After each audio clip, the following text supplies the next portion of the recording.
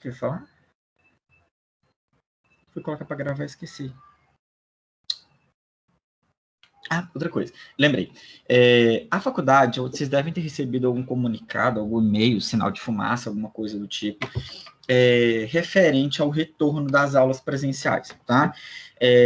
Antes que me perguntem, que já me perguntaram isso, eu não sei como vai ser. A informação que vocês têm é a mesma que nós temos, que as coordenações elas irão estruturar esse material para saber como que vai ser o protocolo, mas por enquanto eu não tenho informação alguma, tá? Assim que a faculdade se posicionar, como vai ser, se vai voltar todo mundo junto, vai voltar uma parte, como que vai ser esse processo, que eu não faço a menor ideia como vai ser realizado, a gente vê como que fica, tá? Mas inicialmente, para a gente, não vai mudar o cronograma por enquanto, até então não, tá?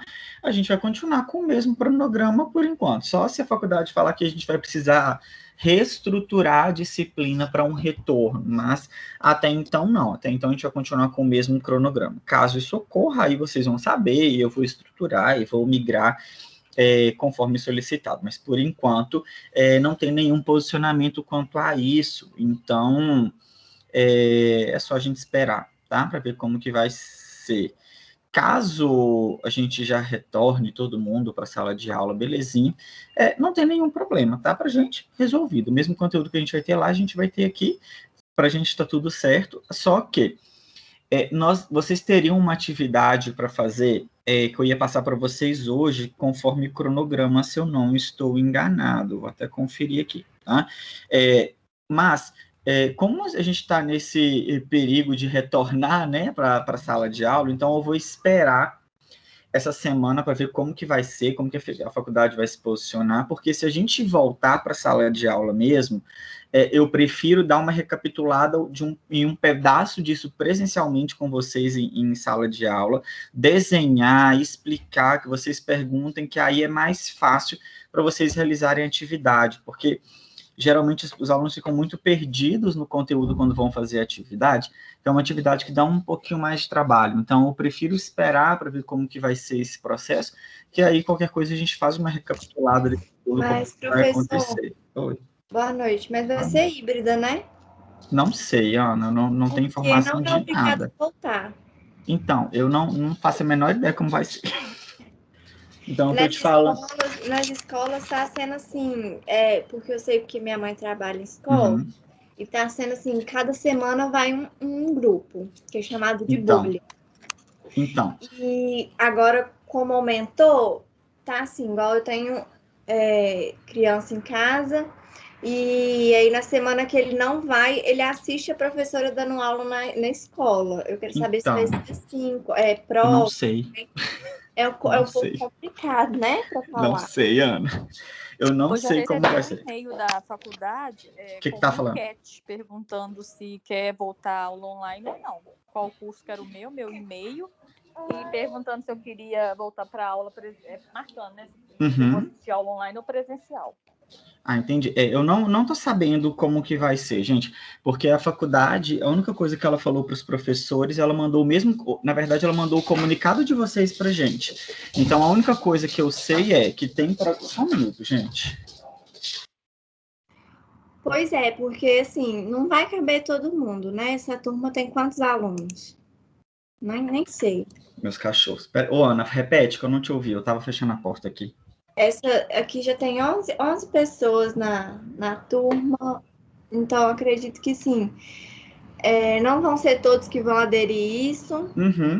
Eu não sei. É um pouco complicado, né? Porque é difícil conciliar o conteúdo de sala para o conteúdo online. Teria que ser, assim, tem que ser o mesmo para os dois.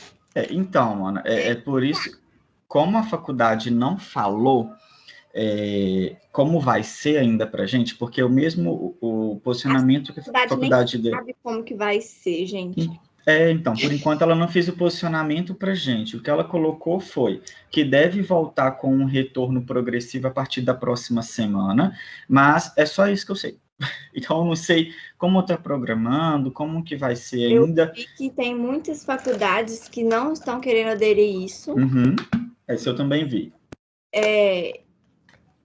por conta do espaço físico, que vai ser muito difícil de adequar para todos. Eu faço uma matéria com o Claudinei, na sala tem 53 alunos. Pois é.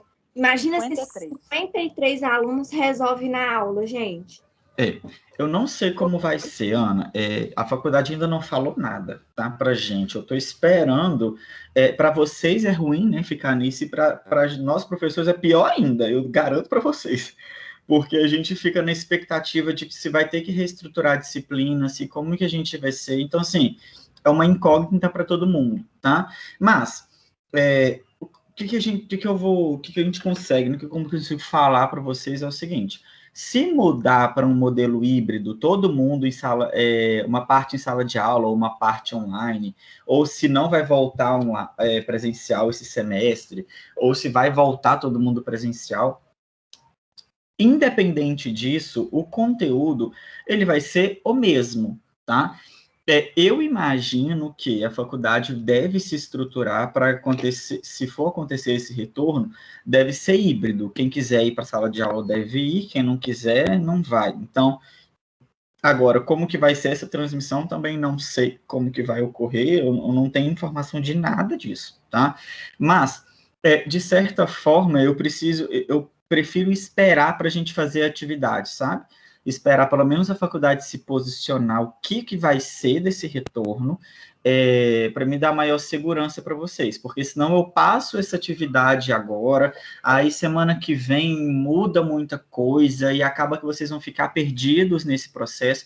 A gente está no início do semestre, nossa segunda aula, então eu acho que eu posso segurar um pouquinho na atividade avaliativa, tá? Eu não acho que a gente tem que fazer correndo isso da noite para o dia, não agora. Então, eu vou segurar um pouquinho a atividade. Se a gente voltar presencialmente e falar que vai ser todo mundo, o que eu acho que é muito difícil isso ocorrer, né? Porque eu tenho turma muito grande, todo mundo, na verdade, tem turma muito grande, então é difícil se adaptar. Mas a gente precisa esperar a faculdade se posicionar, sabe? O que a gente vê em noticiários é que várias faculdades se posicionaram que não vão retornar esse semestre. Pitágoras falou que vai retornar, mas a gente tem que esperar o que é de protocolo que eles estão pensando para esse retorno, tá? Mas, por enquanto, a gente vai dar nossa aula aqui dessa forma ao vivo, como a gente tem feito esses semestres, sem tentar nenhuma perda. Vocês vão ver que o conteúdo de hoje eu tento fazer ele pausadamente, devagar, um atrás do outro, pensando. Eu mudei essa aula mudei muita coisa da aula para deixar ela um pouco mais leve para vocês entenderem. Porque realmente é uma aula mais densa. Geralmente eu faço uma recapitulação desse material na próxima semana. Eu trabalho muito com o método de Paulo Freire, que ele acredita muito que a gente aprende por aproximações, tá? O que isso quer dizer? A gente vê uma vez, acha estranho, muito confuso, dá um tempo, a gente vê aquele conteúdo de novo, e aquilo já amadureceu na nossa cabeça, a gente consegue entender um pouco melhor. Então, geralmente, eu tento, nesses conteúdos um pouco mais difíceis, fazer esse conteúdo. Vocês vão ver que, em vários momentos da aula, a gente vai voltar em outros materiais durante a disciplina inteira, para solidificar isso na cabeça de vocês. Mas, de certa forma, o retorno presencial, eu não sei como vai acontecer, tá? Eu nem sabia que vocês tinham recebido e-mail perguntando como que ia ser, porque essas coisas geralmente não chegam para a gente enquanto professor, tá? Mas não tem problema, se a gente for presencial, a gente vai tentar fazer o melhor possível, se for online, a gente vai fazer o melhor possível que a gente consegue para que vocês entendam o material, tá? Certo, gente? Combinado? Vamos esperar a faculdade se posicionar e depois a gente vê como que vai ser, tá? Daqui para frente. Então, vamos lá, gente, vamos começar o nosso material. Primeira coisa, respira, calma, fica tranquilo, vai dar tudo certo nesse material de hoje. É um material um pouco mais chatinho, mas que a gente vai dar conta de fazê-lo tranquilamente, tá? É o seguinte, como eu já falei, é um material que a gente vai entender ele de uma forma mais complexa, e é exatamente isso. Não existe uma forma de alisar esse material, não, tá? É no susto mesmo que a gente vai ter ele, mas a gente vai entendendo aos poucos. Só uma coisa, gente. Se eu passei o material, não entendeu, pergunta, tá? Só para vocês não ficarem com dúvida. Eu vou tentar fazer tudo hoje de alguma forma. Na verdade, eu vou tentar fazer até onde vocês derem conta do material de hoje. E qualquer coisa, na semana que vem, a gente faz uma recapitulação rápida desse material para vocês solidificarem, principalmente a parte de nível plasmático, certo? Então, vamos lá. Qualquer coisa, gente, é só parar aí e me falar. Bora. Seguinte, vamos conversar então sobre farmacocinética e farmacodinâmica. Esses dois conteúdos, gente, vocês vão ver que eles são muito grandes, são conteúdos que a gente vai gastar um arcabouço que vocês já tiveram anteriormente de outras disciplinas para que a gente entenda, mas ele é um conteúdo que vocês vão usar o resto da vida quando eu penso em medicamento, tá? Então, quando eu penso nas drogas, nossa infusão, em qualquer tipo de droga, na verdade, a gente vai pensar no seu processo de farmacodinâmica e farmacocinética. Se a gente pega uma bula profissional de algum medicamento para ler, lá vai estar escrito farmacodinâmica daquele medicamento e a farmacocinética daquele medicamento. Então, a gente precisa entender os conceitos e precisa entender como que vai funcionar isso no nosso mundo da farmacologia. Então, vamos lá. Primeira coisa, para a gente entender farmacodinâmica e entender farmacocinética, eu preciso voltar lá no início de CMC, Ciências Morfocelares. Acho que é CMC mesmo, o nome da disciplina que vocês têm isso, que é a unidade celular. Nós precisamos entender a nossa unidade celular, por quê? Quando eu falo com vocês, nossa, eu tomei um remédio para dor de cabeça, o comprimido foi lá na minha cabeça e bateu, falou toque, toque, toque, tudo bem? Você está com dor de cabeça? Deixa eu dar uma limpada aqui. Não é assim que funciona. Eles vão ter, como a gente já viu no conceito de farmacologia, eles vão ter interação lá na unidade celular. Então, a gente precisa retornar em algumas coisas desse processo para entender o porquê essa efetividade na unidade ela vai ser referência, ela vai ser um processo efetivo para a gente na utilização ou na resposta da droga. Basicamente, a unidade celular, as nossas células, elas têm algumas funções. Tá? A primeira delas é trocar material com seu meio imediato. Nós sabemos que uma célula não é isolada, ela se comunica o tempo inteiro com o meio e com outras células. E, obviamente, para esse material de objeto, de manter essa troca de materiais, ela vai obter energia a partir de nutrientes. Então, nós sabemos que ela precisa metabolizar, ela precisa gerar ADP, precisa gerar ATP, para que ela consiga manter a sua homeostase.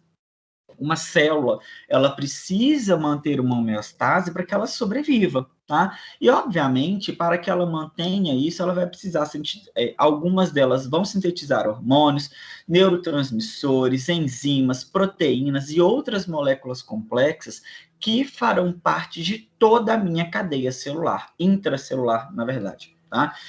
Todo esse processo de formação, todo esse processo de síntese que é feito dentro da nossa célula, ele vai gerar uma resposta. E essa resposta e essa síntese, em algum momento, os nossos fármacos eles terão interação em alguma forma nesse processo, seja com um neurotransmissor, seja na enzima, seja em uma proteína, seja na nossa membrana, ela precisa ter essa interação. Além disso, uma célula ela vai ser capaz de reproduzir-se, tá? Sua grande maioria das vezes, essa célula vai ser capaz de reproduzir-se para gerar uma nova célula. E uma coisa bem importante para a gente em farmacologia é uma função que ela exerce, que é comunicar entre si, e essa comunicação ela vai se dar através de substâncias químicas, e principalmente os neurotransmissores. Então, uma célula, como eu já falei para vocês, ela não é sozinha, ela não está lá isolada do mundo, ela está lá fazendo todo o seu processo de conexão e relação com as outras células. Então, quando eu tenho um processo inflamatório em algum tecido, aquela célula está gerando resposta naquele local através de substâncias químicas com neurotransmissores que estão fazendo o nosso processo efetor, gerando resposta naquele local, e isso tudo é uma forma de comunicação. Se nós não tivermos comunicação com as nossas células ou com o restante do nosso organismo, fica difícil para a gente conseguir compreender e, na verdade, ter uma resposta efetiva do nosso organismo. A gente não pode gerar esse processo de uma forma solta, né? O nosso organismo ele tem toda uma conexão e, basicamente, vai utilizar de neurotransmissores para isso. Pensando nesse manejo, a gente tem que pensar no nosso processo de transporte das drogas. Tá? Basicamente, gente, quando a gente pensa no transporte de drogas, nós estamos falando que uma droga, ela vai interagir ou atravessar uma membrana celular.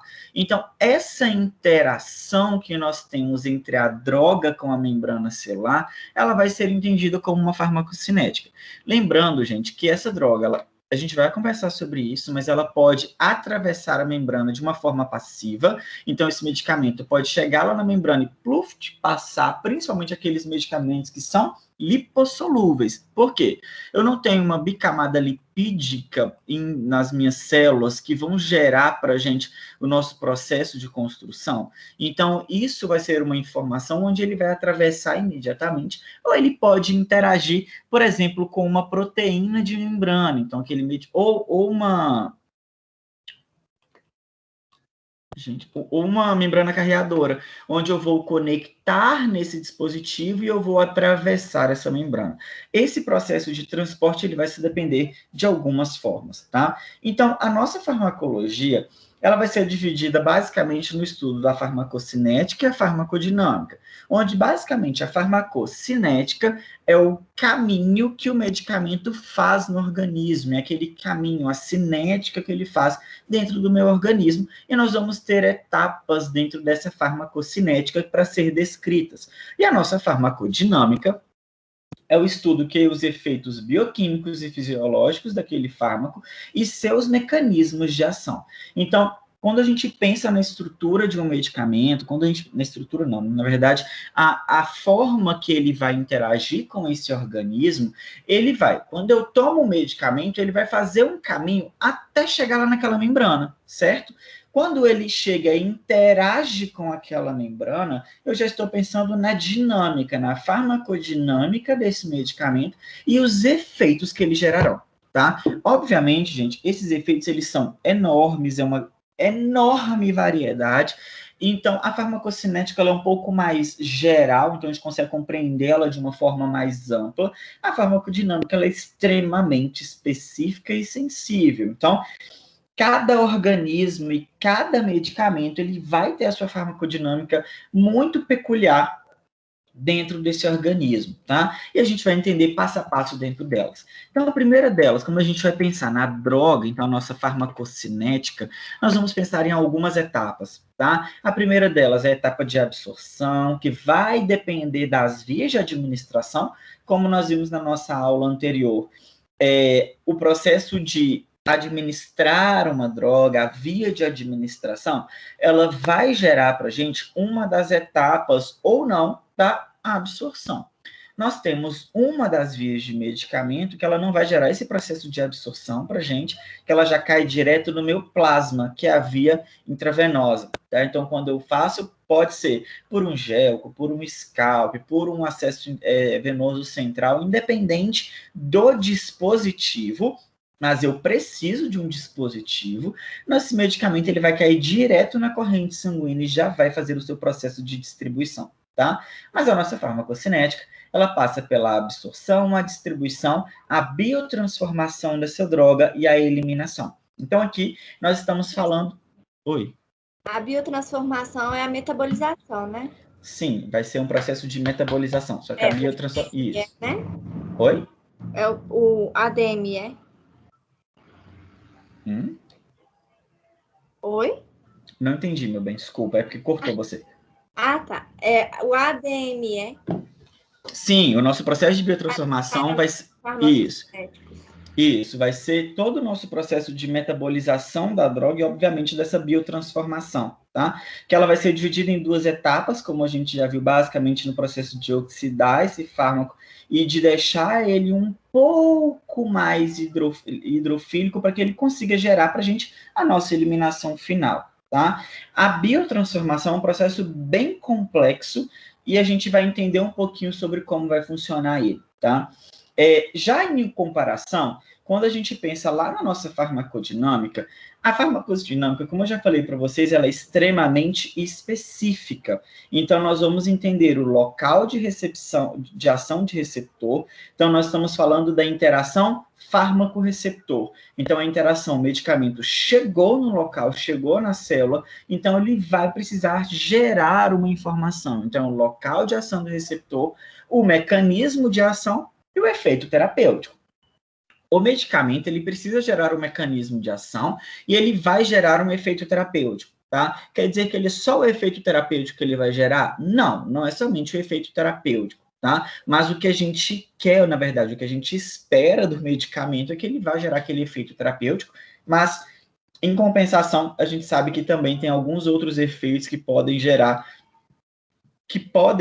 para a gente ser um pouco mais sutil, né? Mas que todos os medicamentos, eles vão gerar, além do efeito terapêutico, alguns outros efeitos também no nosso organismo, tá?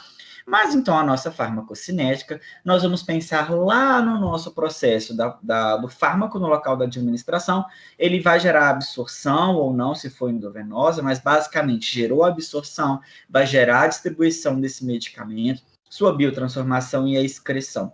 Tá? A excreção, como a gente sabe, o processo de eliminação dessa droga é basicamente realizado pela urina, mas não somente, tá? Mas uma boa parcela dos nossos medicamentos ele vai ser eliminado pelo processo urinário. Como a gente já sabe, a absorção ela vai acontecer em algumas vias, tá? Qual que é a ideia da absorção? Na verdade, a gente precisa entender como nós vimos que esse medicamento ele vai ser transportado lá no nosso plasma, tá? Carreado a uma proteína, principalmente a albumina, mas ele vai ser carreado nessa corrente sanguínea lá no plasma.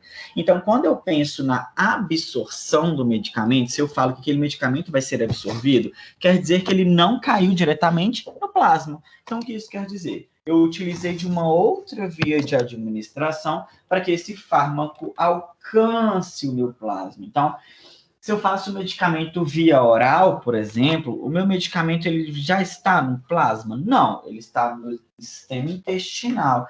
Então, ele vai cair lá no estômago, fazer todo o seu processo de desintegração para gerar a absorção.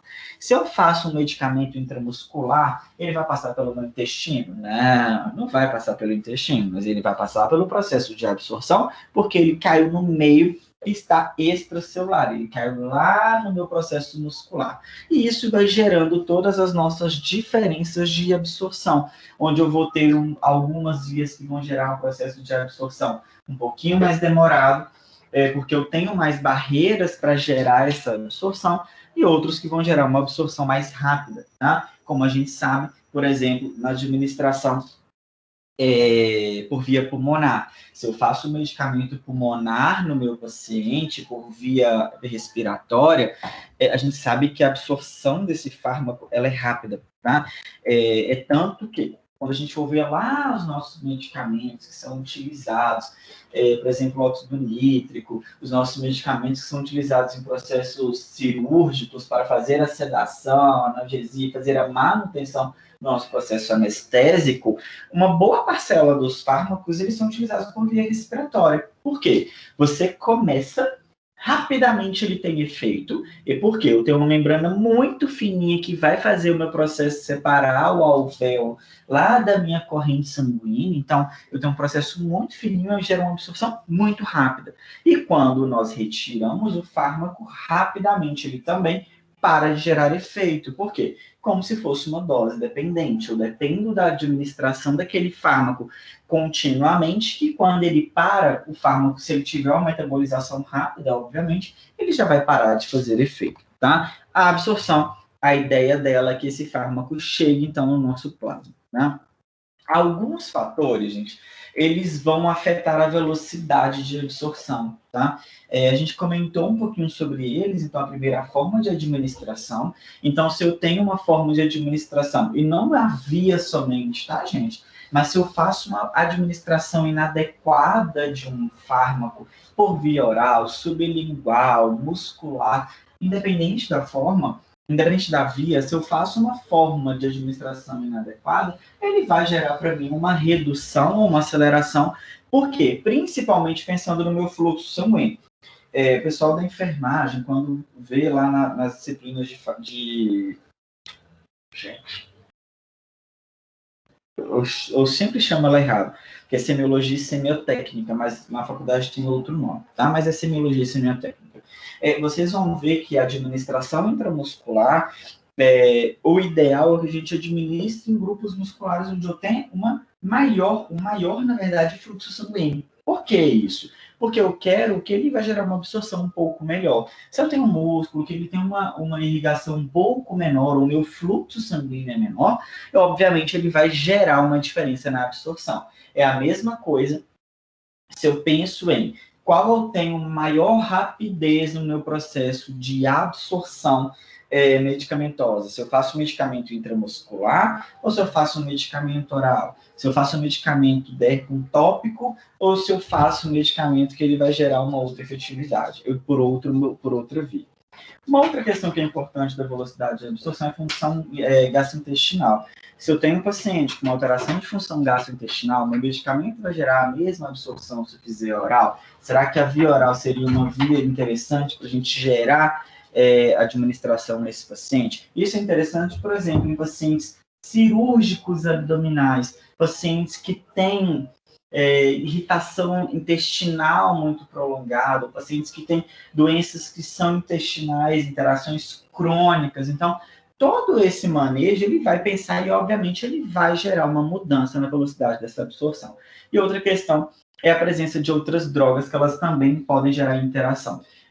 Nessa disciplina nossa, a gente não aborda mais o processo de interação medicamentosa, tá? Geralmente, se sobra algum tempinho na nossa matéria, eu gosto de dar aula de interação medicamentosa, porque é uma aula que faz muita diferença para a gente, tanto para a farmácia, quanto para a enfermagem. Por quê? Depois que a gente forma, eu sou instrutor de PIC há uns anos já, e eu faço o processo estadual e no Espírito Santo também, e em âmbito nacional, do atendimento, ou na verdade desse processo de como administrar um medicamento no meu paciente que tem acesso venoso central. E é interessante que em alguns momentos a equipe de enfermagem, os enfermeiros sempre falam assim, não, mas aqui a farmácia, o farmacêutico clínico que olha interação medicamentosa, o farmacêutico clínico que vai falar o que é interação medicamentosa. Então, mas não somente isso, a gente precisa entender que o nosso manuseio, quem faz o manuseio da droga para a administração é o enfermeiro, e ele vai ser responsável também por identificar e entender o que são essas interações. O que seria uma interação organolética, o que seria uma interação físico-química, seriam atreladas. Então, o que eu tenho de diferenças nesse processo de administração e que ele vai gerar uma interação. Por quê? Se eu estou falando de interação medicamentosa, esse medicamento ele pode aumentar o seu efeito, reduzir, anular, sedimentar, pode acontecer várias coisas no processo de uma droga e outra, tá? Além disso, gente, depois que a gente passa pelo nosso processo de absorção, que na semana passada a gente já conversou sobre ele, quando nós vimos alguns esquemas onde a gente tinha epitélio estratificado, pseudoestratificado, esse processo de gerar... Oi. Desculpa te interromper, mas outro fator que pode alterar a velocidade pode ser o fármaco também, né? A velocidade de absorção, alguns fármacos são absorvidos mais rápidos do que outros. Sim, lembra na semana passada? Você estava na semana passada? Estava. Lembra que a gente comentou um pouquinho sobre as formas farmacêuticas, na verdade, a apresentação farmacêutica da droga? Sim. Você é menina, né? Sim. Menina, não, estou perguntando porque visualmente a gente não sabe. Mas menina, quando tá com cólica, eu acho engraçadíssimo isso, tá? Eu já falei para vocês que eu adoro andar na farmácia, eu vou andar para lá para dentro para dar. Quando a menina tá com cólica, se ela vai na farmácia, atualmente, é muito diferente a cartela que ela tem da indústria farmacêutica de fármacos para cólica do que a gente tinha há 20 anos atrás, tá? Se você chega lá hoje, você tem uma enorme cartela. O que a indústria farmacêutica coloca para essa mulher, basicamente, né?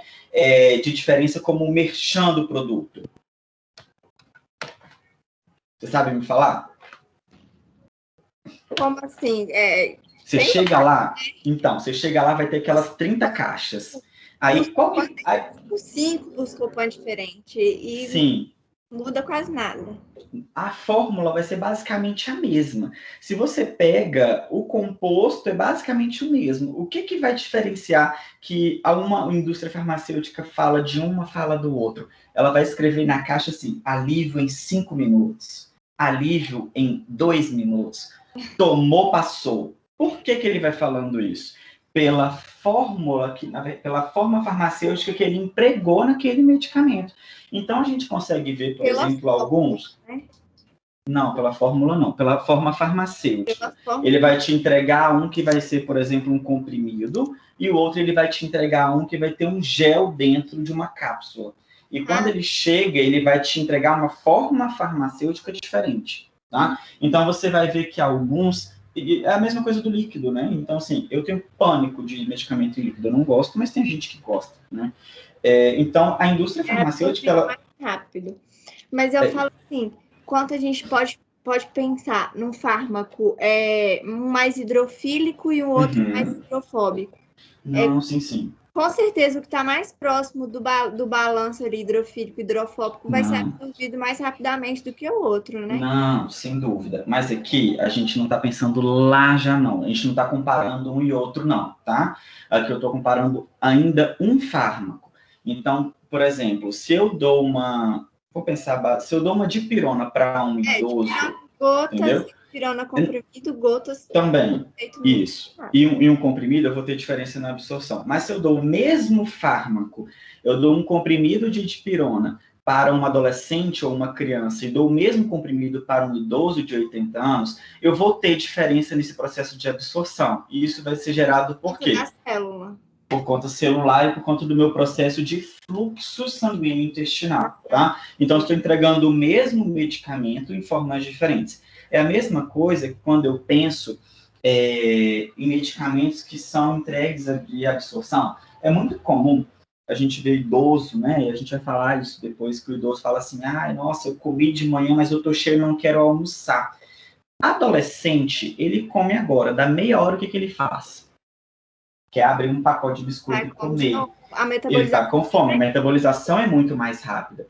Então, esse processo de absorção do medicamento, ele vai ser mais identificado no idoso também. É tanto que o nível plasmático, que a gente vai conversar sobre ele hoje, ele é um processo que ele é muito controlado em alguns perfis de pacientes. Ou que eu tenho uma diminuição de absorção, ou que eu possa ter uma diminuição de absorção, ou que eu tenho uma alteração na metabolização, ou tenho uma metabolização acelerada, ou posso ter, ou principalmente aqueles que eu tenho dificuldade, ou redução de eliminação e absorção da droga. Então, todo o nosso manejo clínico desse paciente, ele vai depender muito de como vai funcionar a nossa metabolização e o nosso processo de absorção. Eu entendi. Assim como pacientes têm problemas hepáticos também, né? O hepático, quer ver um que é muito, muito legal da gente pensar, o paciente legal para a gente, né? Porque para ele é péssimo, o paciente renal. O paciente renal, porque o nosso paciente renal, quem trabalha em clínica, por exemplo, de hemodiálise, é a coisa mais engraçada, gente. O paciente, muitas vezes, eu já tive, vou contar um caso para vocês. Eu tenho tempo para contar caso? Não tenho, mas já que você está conversando comigo, eu empolgo. Então, vamos lá. Eu trabalhei com transplante de medula óssea e transplante de órgãos sólidos por um bom tempo, tá? E durante esse processo, a gente via como era interessante esse paciente transplantado, estava na fila do transplante, ele, muitas vezes, no pré-diálise e no pós-diálise. Por quê? Ele vai acumulando tanto metabólito e, obviamente, de medicamentos também, que ele vai acumulando e gerando resposta. Então, se eu tenho um paciente que ele tem que eu preciso saber o clearance renal desse usuário e fazer um processo de hemodiálise, de filtrar esse sangue, ele pode estar acumulando lá para a gente no final respostas de metabólitos de droga. Por isso que o paciente renal, os medicamentos, geralmente eles vão ter doses menores. Por quê? A função renal dele é reduzida. O que a gente fala clinicamente é que o paciente fica recirculando o fármaco. O fármaco fica rodando no organismo dele por um tempo maior. E isso vai ser interessante também quando a gente for pensar lá no final, clinicamente, o que vai acontecer com esse usuário. Certo? Então, vamos lá.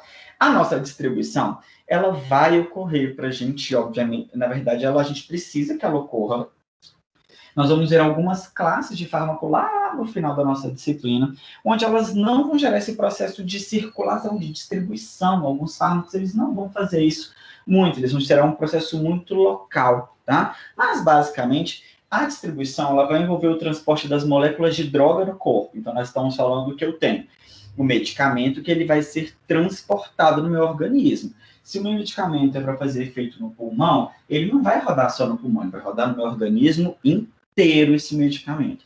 Uma outra questão é, a maioria das moléculas de drogas, elas saem e entram na corrente sanguínea no nível capilar, através de abertura dessas células que formam as paredes dos capilares, e esse processo de migrar, ele vai gerando, caindo na corrente sanguínea para gerar o nosso processo de distribuição e chegar nas nossas células propriamente ditas. Ele, obviamente, depende da circulação, e é importante, eu vou colocar uma coisa muito óbvia para vocês lembrarem por que eu dependo de uma circulação.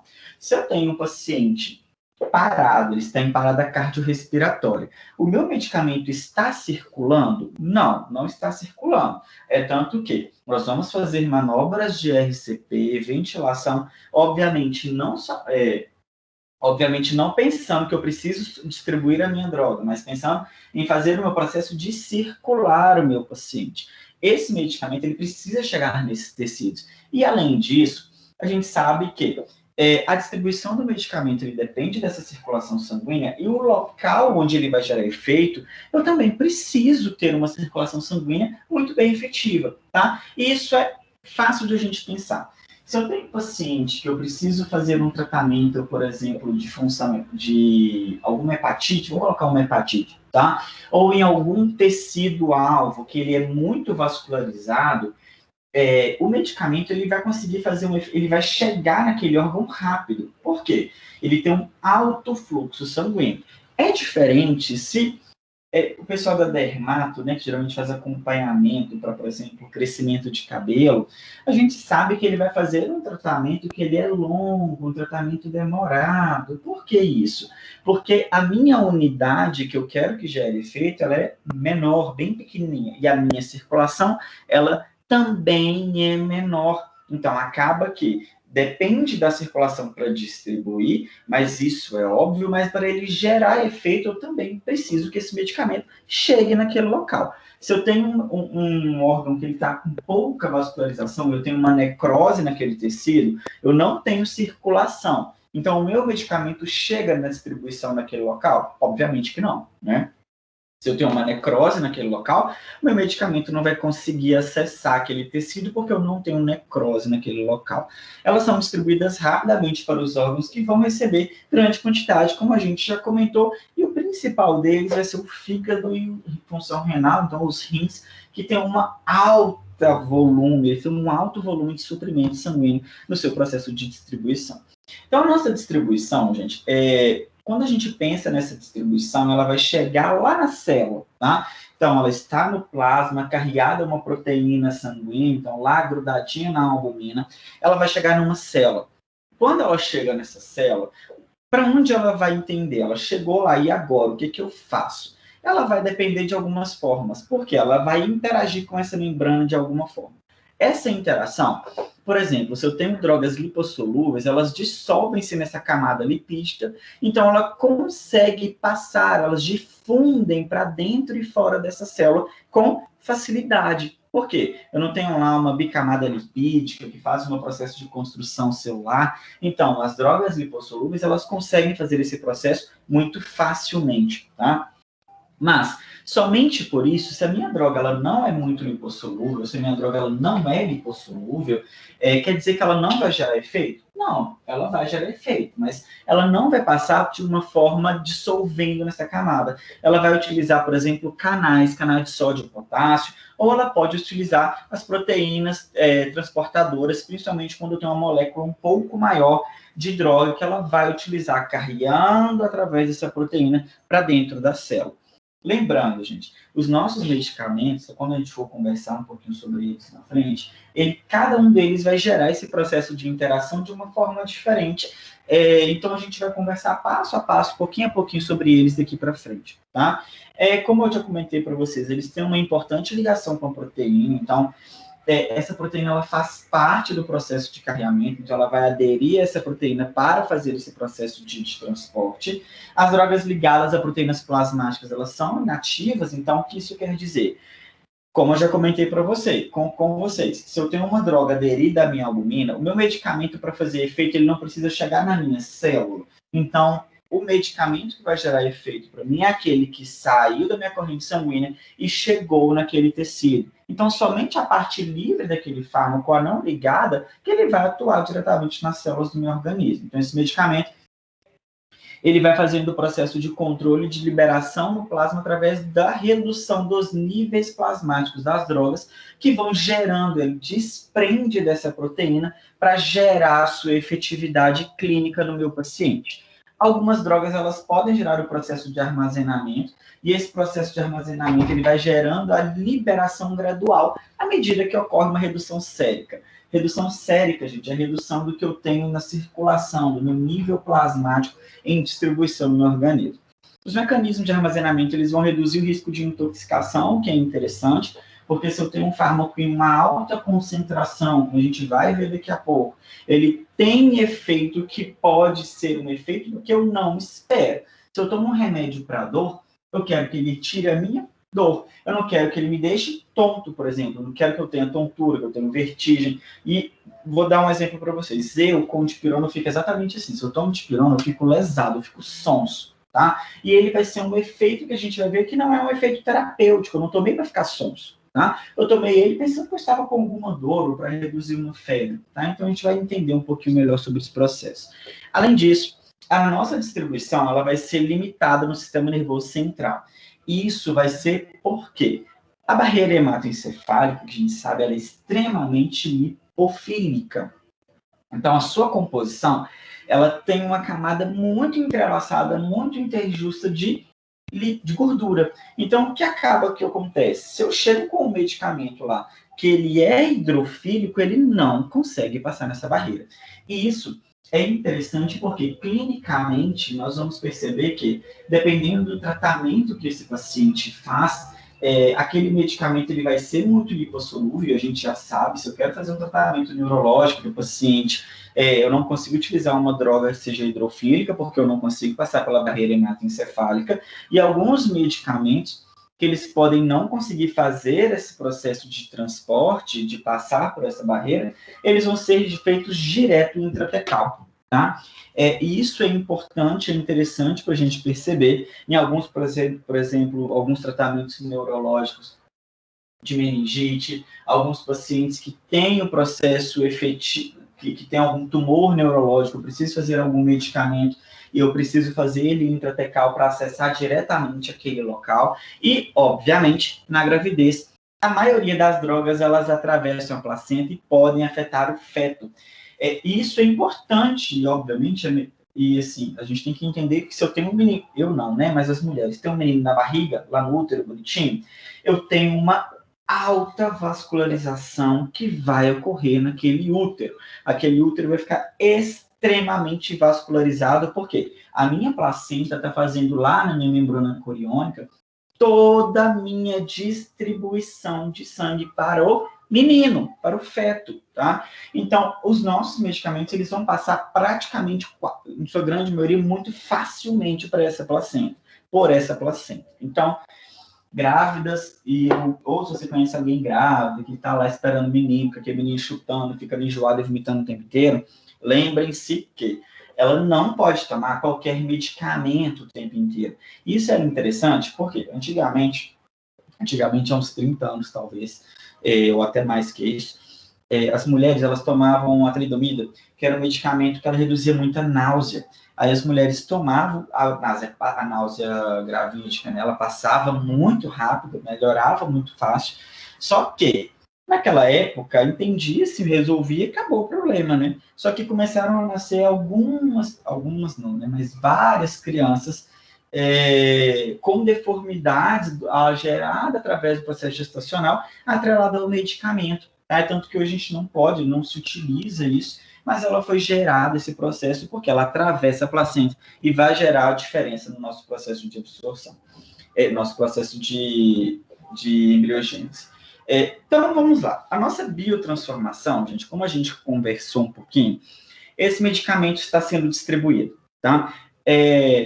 Metodologicamente, a gente vai dividir em etapas aqui, mas, obviamente, o medicamento ele vai sendo distribuído, vai gerando efeito, vai sendo metabolizado e vai sendo eliminado. É uma cadeia sequência, a gente não toma o medicamento, ele chega, olha, distribui, chegou todo mundo no lugar, olha, gerou efeito, olha, vamos metabolizar. Não, esse medicamento ele vai passando por etapas subsequentes, então ele vai distribuindo, metabolizando, eliminando, e isso é contínuo.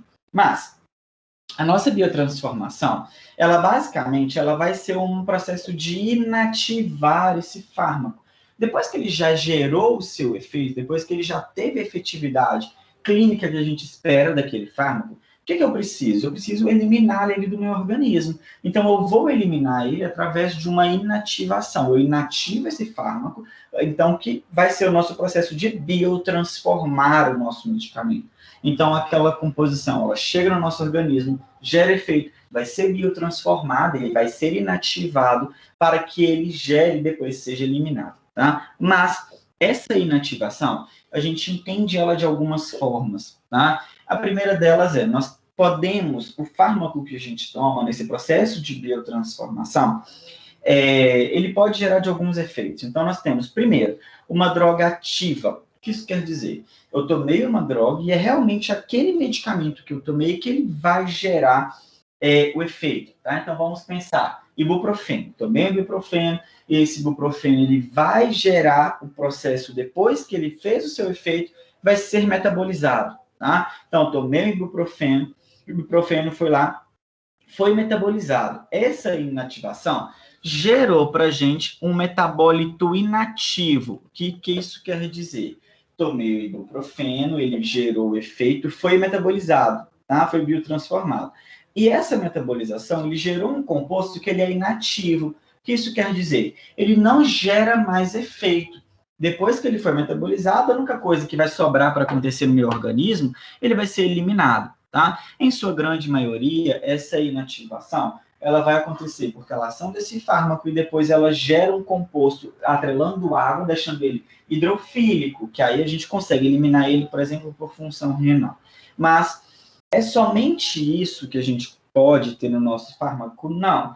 Nós podemos ter uma droga ativa, então aquele fármaco realmente, aquela composição que vai gerar efetividade nas nossas células, mas eu posso, através da metabolização dessa droga, gerar um metabólito ativo. O que isso quer dizer?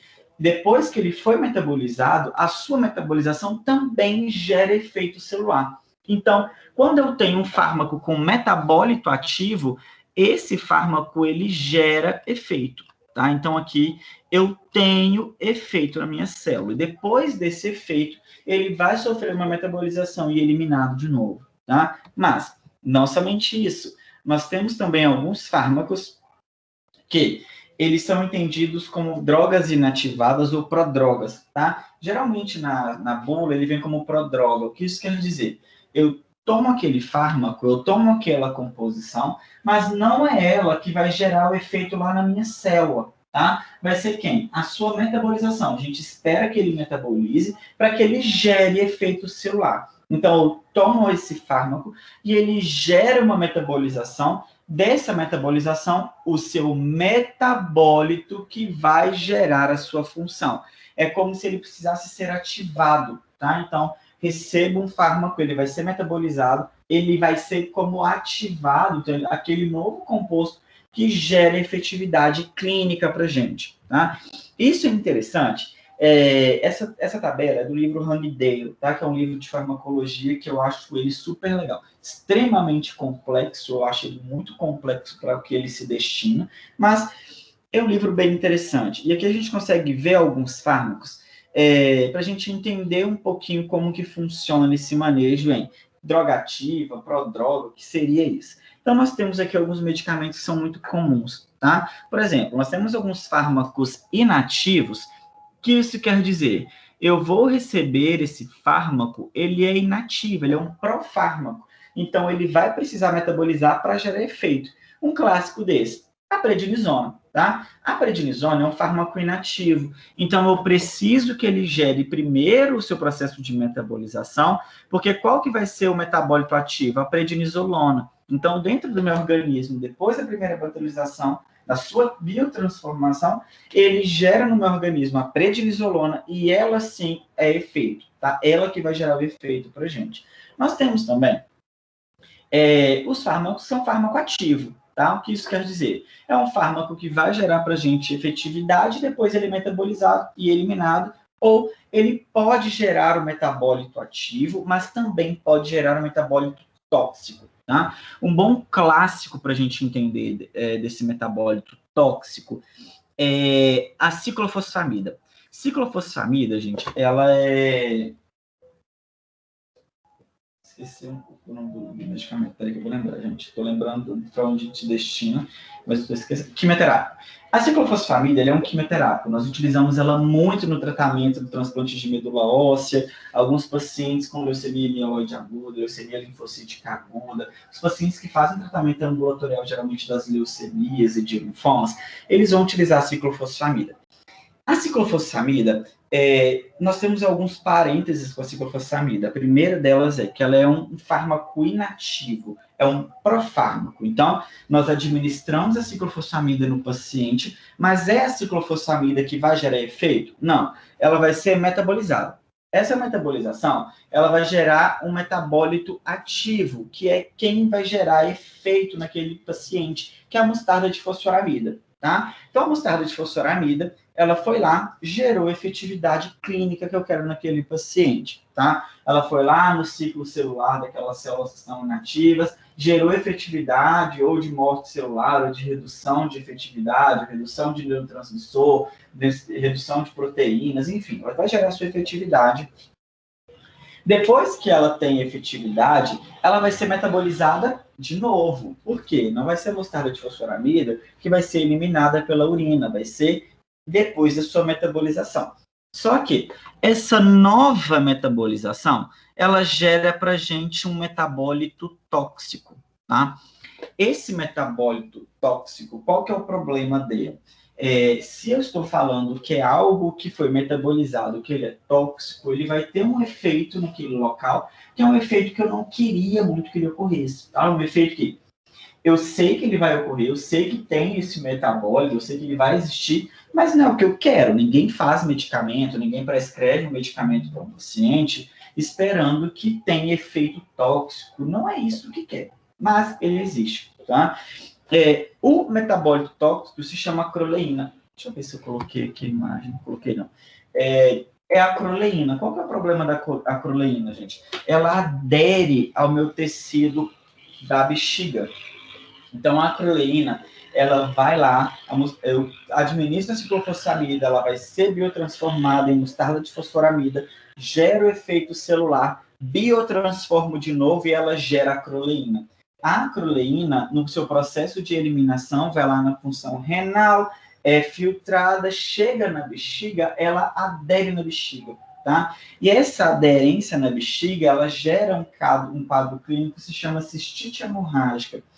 Esse paciente começa com uma inflamação na bexiga, e esse processo inflamatório é tão intenso que o paciente começa com uma hemorragia vesical, tá? Então ela acaba fazendo uma urina com grande quantidade de xixi. A gente sabe dessa existência, então já sabe que ela existe e vai fazer o medicamento para neutralizar essa acroleína. Não falando, geralmente em alguns protocolos a gente faz irrigação vesical nesse paciente continuamente para não aderir. Em alguns outros protocolos, a gente aumenta o que a gente espera de volume hídrico no paciente. Então, faz a ciclofosfamida e faz 24 horas de sob esquema com uma infusão muito alta de volume. Mas por que eu quero fazer uma infusão alta nesse paciente? Porque eu sei que quanto mais volume eu dou, mais xixi eu produzo. Quanto mais xixi eu produzo, mais vontade de urinar eu vou ter. Então, menos tempo de contato com a acroleína com a minha bexiga vai ser. Então, eu consigo eliminar isso muito rápido. E por isso que é a ideia da sonda vesical de demora, tá? Para quem não sabe, Uma sonda vesical de demora é um catéter, é uma sonda, tipo uma mangueirinha, que a gente posiciona lá na bexiga do paciente, ela drena o tempo inteiro a urina. Então, eu fico evitando que eu tenha esse acúmulo de metabólito tóxico dentro da bexiga desse paciente. Mas, gente, a nossa metabolização, a gente também precisa lembrar, como a gente viu na nossa primeira aula, do metabolismo de primeira passagem. Como nós vimos, o nosso metabolismo de primeira passagem, ele vai ser aquele metabolismo, ele vai ser aquela via onde eu tenho uma diminuição da quantidade de fármaco biodisponível para a ação. O que é um fármaco biodisponível? O meu fármaco que está na corrente sanguínea, fazendo o meu processo de distribuição para gerar efeito. Então, se eu tenho um medicamento que ele vai ter o meu metabolismo de primeira passagem, o que isso quer dizer? O fármaco que utiliza meu sistema intestinal, todo o meu trânsito intestinal, ele vai ter o metabolismo de primeira passagem. Mas por quê? Quem que faz a principal drenagem desse processo vai ser lá todo o nosso processo de drenagem mesentérica dos meus vasos, ele vai cair para a gente em veia porta. A veia porta, ela é ligada diretamente no nosso fígado. Então, lá no fígado, nós vamos ter a sua metabolização já na primeira passagem. O que isso quer dizer? Ao invés do medicamento cair na minha circulação sistêmica diretamente, como as outras vias, né? Ele não vai ocorrer isso. Ele vai passar primeiro no meu fígado. Só que o que a gente tem de problema quando ele passa primeiro no fígado? Eu vou ter uma metabolização, tá? Então, ele já vai conter aquele fármaco que vai ser distribuído, ele já vai contar com uma metabolização, ele já vai ter metabólito de primeira passagem que vai ser distribuído. Em alguns casos, isso vai ser interessante, tá? E, obviamente, gente, a indústria farmacêutica, quando ela faz, estrutura esse fármaco por via oral, ela sabe que vai ocorrer metabolismo de primeira passagem, tá? Mas agora, o que ela precisa saber dessa informação? Quanto vai ser metabolizado, tá? Por quê? Que vai ser metabolizado, que vai gerar essa metabolização antes de distribuir, isso é óbvio, isso é fato, tá? Mas, o que a indústria faz com essa informação? Quanto que eu estou metabolizando dessa droga? O que está sobrando de biodisponibilização? Vamos fazer um exemplo. Eu administrei aqui 10 miligramas de medicamento no meu paciente, tá? Por via oral. Ele vai passar no meu intestino, no meu fígado. O meu fígado com fome vai comer um pouquinho. Quando ele chega na minha circulação sistêmica, ele vai chegar a uma quantidade, tá? Ele pode chegar a quanto? Pode chegar a 8, pode chegar a 7, pode chegar a 5. Vai depender do que tem dessa biodisponibilidade.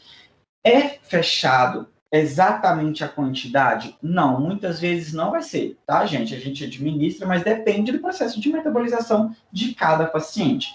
E uma informação importante, geralmente, pacientes que utilizam medicamento por muito tempo, ou uma droga por infusão por um período longo, ou para saber o que eu tenho de efetividade, o que eu tenho circulando nesse paciente de dosagem, de quantidade de fármaco, vai se realizar os níveis séricos, dosagem de nível sérico de vários medicamentos. Vou dar um exemplo para vocês. Paciente transplantado que toma imunossupressor, deixa eu apagar, pronto, que toma imunossupressor por um período longo da sua vida, né? Dependendo do transplante, ele vai tomar o resto da vida, mas por outros ele vai reduzindo esse medicamento. De tempos em tempos, esse paciente volta no ambulatório para fazer dosagem, para fazer nível sérico desse medicamento. Tá? Fazer nível sérico de ciclosporina, fazer de vários outros fármacos que são imunossupressores, para microfenolato mofetil, para saber o quê? Quanto que eu tenho ficando no fármaco, no organismo desse paciente, de nível sérico, antes da administração do próximo fármaco. Isso vai ser interessante para fazer os ajustes de dose continuamente no processo de tratamento desse paciente. Então, vamos lá. A maioria das drogas que são administradas, elas são lipossolúveis nesse processo de biotransformação. Então, tem que gerar a metabolização. Essa metabolização, geralmente, ela vai ter metabólitos que são hidrossolúveis, porque é através dessa hidrossolubilidade que eu vou gerar excreção renal, tá? Obviamente, gente, quem metaboliza uma droga? Somente o fígado vai metabolizar? Não. Nós temos a metabolização pelo plasma, metabolização nas hemácias através de pequenas enzimas, função renal, os rins também podem gerar, a mucosa gastrointestinal e os pulmões. Então, obviamente, em vários locais onde eu tenho a enzima, eu posso gerar o processo de metabolização da droga. Só que, quando a gente pensa em o principal metabolizador do nosso organismo das drogas, ele vai ser o fígado. É o que a gente espera, tá? É o que a gente sabe que vai ocorrer no nosso dia a dia com esse paciente. Mas por que o fígado? O fígado, gente, as células que compõem o fígado, o nosso órgão, ele vai ser os hepatócitos. Então, nós temos lá a composição do fígado cheio de hepatócitos. Nesses hepatócitos, nós temos enzimas que são proteínas extremamente complexas. E nós sabemos que, dentro desses hepatócitos, nós temos uma quantidade muito alta de enzimas. Então, basicamente, todo o nosso processo de metabolização ele vai ocorrer lá no fígado. É tanto que, quando a gente come alguma coisa inadequada, ou que a gente bebe muito, o o pessoal brincando fala isso, né? Quem bebe demais fala assim, ai, meu fígado está reclamando, nossa, meu fígado só Deus, que ele não aguenta mais. Mas por que isso? Porque ele vai fazer a metabolização de todo o nosso processo corporal. E essa metabolização, obviamente, ela vai acontecer lá nos hepatócitos pela grande quantidade de enzima. Nos nossos fármacos, ele vai acontecer basicamente em duas fases. A primeira delas vai ser em conversão de substâncias hidrossolúveis, e a segunda que é conjugá-la em substâncias endógenas, como ácido glicurônico ou sulfato, o que vai aumentar o seu tamanho para facilitar o meu processo de eliminação. Então, ele vai acontecer um processo de conversão para hidrossolubilidade e depois uma conjugação para fazer a eliminação desses fármacos. Mas nós temos algumas coisas que são importantes no meu processo de biotransformação para a gente pensar lá na frente no nosso manejo de interação medicamentosa. Eu vou ver se eu consigo ajustar no nosso cronograma para a gente conversar um pouquinho sobre interação lá na frente, tá? Não garanto, porque nós temos muito conteúdo, mas eu vou tentar. Basicamente, esse fármaco ele pode gerar alguns manejos clinicamente nesse processo de metabolização que vão alterar a sua metabolização. Entre eles, nós temos a indução enzimática. Tá? O que seria a indução enzimática? Nós temos a administração de algumas drogas cronicamente.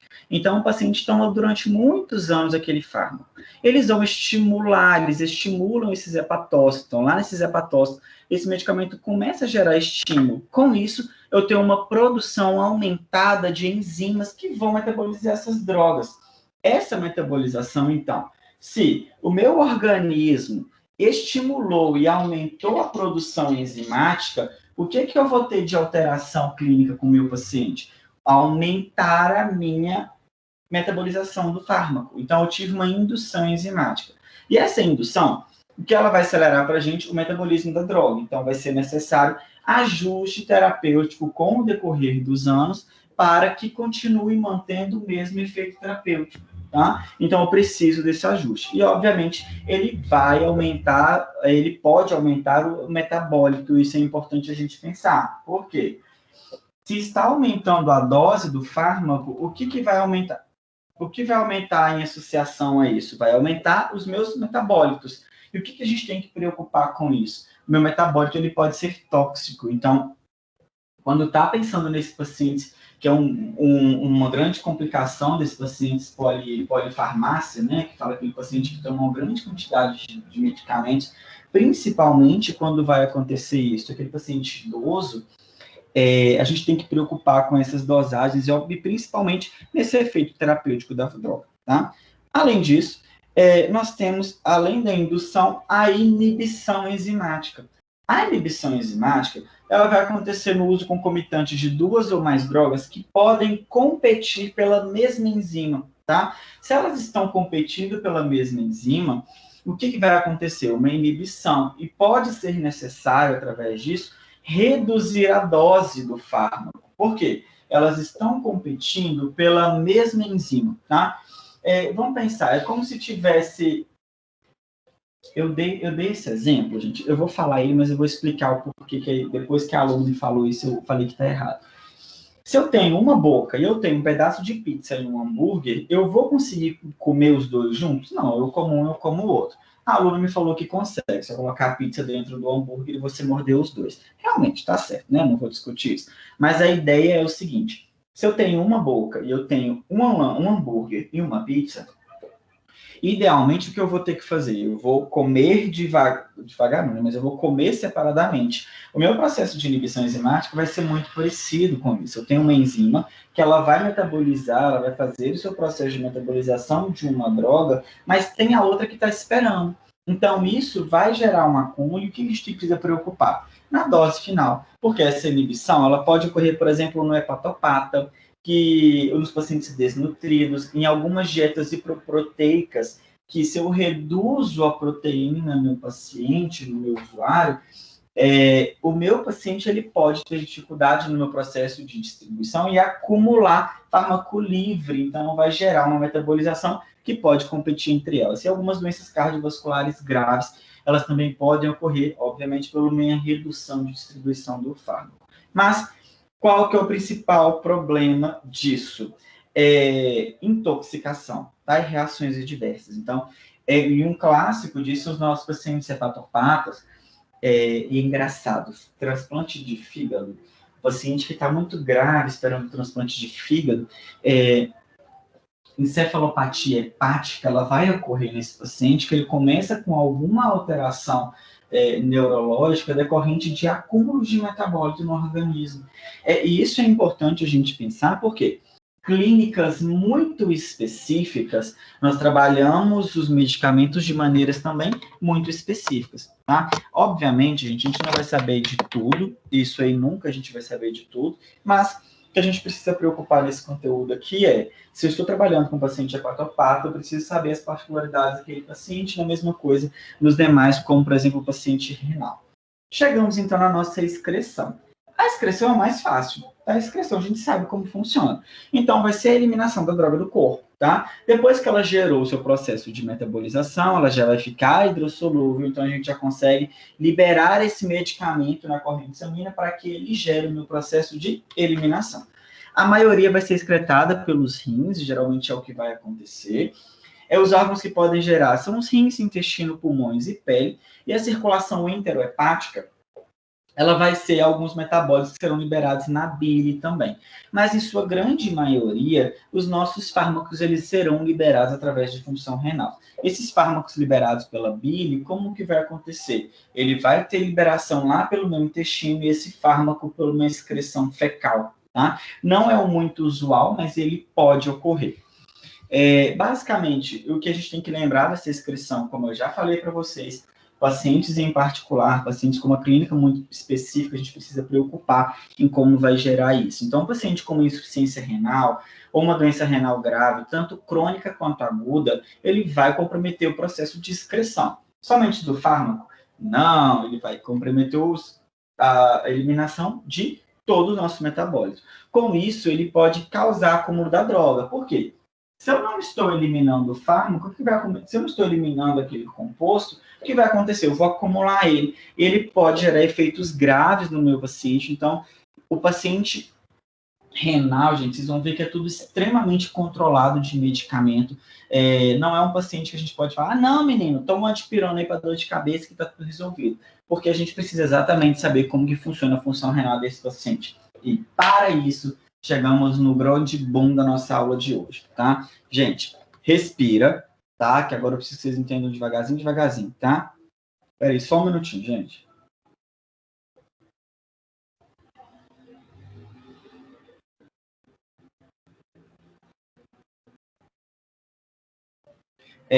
Como que vai acontecer?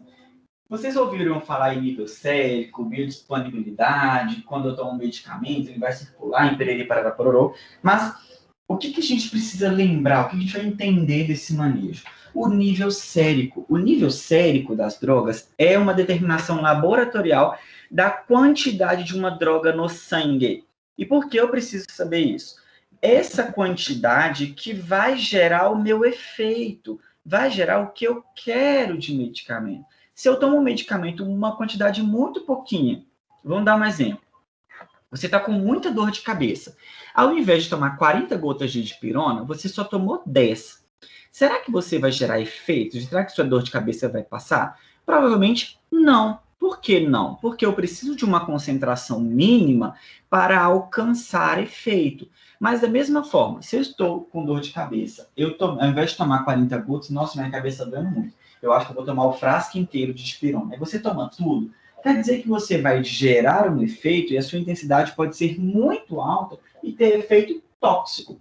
Então, esse controle de medicamento, basicamente, ele vai se dar para a gente pelo processo de nível sério, tá? É um exame, gente, muito comum de solicitar nas unidades clínicas para fazer acompanhamento de droga, principalmente aquele paciente crônico, utilização de medicamento cronicamente, é muito comum a gente utilizar. Alguns pacientes, por exemplo, com utilização de vancomicina por um período muito longo, geralmente idosa, para saber o que a gente tem de nível sérico, para tentar controlar e reduzir efeito adverso nesse paciente. Então, vamos lá. Como que funciona? Isso aqui seria um gráfico básico de nível sério. Então, o que a gente tem aqui? O tempo, então quer dizer, o tempo que eu tenho naquele processo medicamentoso e aqui a minha concentração. O que eu quero saber? Peraí, gente. O que eu quero saber disso aqui? O meu medicamento ele vai gerar uma curva. Essa curva vai ser o nível. E, obviamente, ela vai ter efeito pelo medicamento, isso é óbvio. Cada medicamento vai ter um nível plasmático, vai ter uma concentração para efeito desejado completamente diferente da outra, mas também a nossa via vai ter impacto aqui, tá? Então, vamos lá. Primeira coisa que a gente tem que saber, a via vai ter uma concentração e o tempo. O início do efeito desejado, ele vai ser quando? Quando eu alcanço a minha concentração mínima para efeito desejado. Então, o que quer dizer? Se o meu medicamento precisa de uma concentração de 3,7 para gerar efeito, se eu só cheguei em 2, ele vai ter efeito? Não. Por que ele não vai ter efeito? Porque ele não chegou na concentração mínima para conseguir chegar na minha célula-alvo. Então, eu tenho aqui a minha concentração mínima para efeito desejado. Então, eu tomei um medicamento aqui por via oral, aí o medicamento chegou aqui, aí aqui ele começa a gerar efeito, tá? Só que, a partir do momento que ele começou a gerar efeito, aquele medicamento vai chegar no... deixa eu terminar isso aqui que eu já te falo, só um minutinho. Que eu vou chegar no meu pico do efeito, tá? O que seria o pico do efeito? Aquela dose que foi administrada, ela vai chegar em um pico. Tá? Quer dizer o quê? O pico que eu tenho distribuindo, o pico que eu tenho da concentração no sangue daquele paciente. Então, eu cheguei aqui no pico de efeito daquele fármaco. Só que, depois que eu cheguei no pico, o meu medicamento eu não tomo, ele vai ser absorvido, distribuído, metabolizado. Então, ele vai começar a fazer o seu processo de metabolização. Então, ele vai cair o seu efeito. Chegando aqui, o que eu tenho? Mais uma vez, a concentração mínima para efeito desejado. Depois disso, ele vai caindo a sua efetividade, porque eu já não tenho concentração mínima adequada para gerar o efeito. E aqui, com isso, a gente tem algumas coisas, que é a seguinte. Nós vamos ter aqueles medicamentos que ele vai gerar para a gente uma concentração muito alta, tá? O que isso quer dizer? Eu tenho a minha concentração mínima, então, a partir daqui eu gero o efeito desejado, e aqui, daqui para cima, eu gero uma concentração mínima para efeito desejado, ou a minha concentração mínima para efeito tóxico, tá? Por quê? A partir daqui, eu posso gerar nesse paciente efeito adverso, tá? Que não é o que quer. Então, clinicamente, esse fármaco, as doses do fármaco, elas serão pensadas na janela terapêutica. O que isso quer dizer? Quem já viu, ou vocês vão ver muito na vida de vocês profissional, que durante a prescrição, durante o acompanhamento, o médico sempre vai falar assim, nossa, mas eu não posso fazer mais do que isso, eu já cheguei na minha dose máxima. Por quê? A gente sabe que tem uma dose máxima daquele medicamento, porque a partir dela eu posso gerar efeito colateral, tá? Então, mas quem vai falar isso? O médico? Não, quem vai falar? Quem produziu o medicamento. Tá? Então, a indústria farmacêutica, ela descreve para a gente as doses mínimas, doses máximas, pico de efeito, tudo isso ele vai descrever para a gente. E, além disso, nós temos a nossa duração da ação, que quer dizer o quê? O tempo que ele vai durar o medicamento fazendo efeito. É muito comum a gente tomar o medicamento, ela recebeu o medicamento e vamos dar um exemplo. Mais uma vez a dor de cabeça. Gente do céu, peraí.